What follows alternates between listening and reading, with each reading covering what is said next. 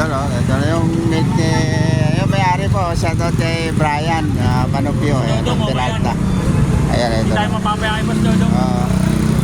Yan ang may-ari po ng, ano, ng milk tea, ano.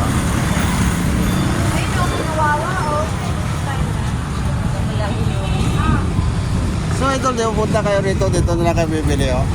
Dito lang sa May Domingo, Santiago. Ayan, idol, okay na. Ito yung Jollibee, Waso. Ayan, dito sa Domingo, Santiago Street. Ayan, yan na, idol, marami bumibili. Kung gusto nyo bumili ito, kung taga rito kayo, mas malapit dito, dito na lang yung milk tea ng bagong bukas. Ito nga, idol. Marami na bumibili rito, tingnan nyo, mga karamihan. Masarap po rito, mas mura, tingnan nyo. So, shoutout nga pala sa inyo lahat yan, sa mga followers ko. At magandang hapon sa inyo lahat. Ito,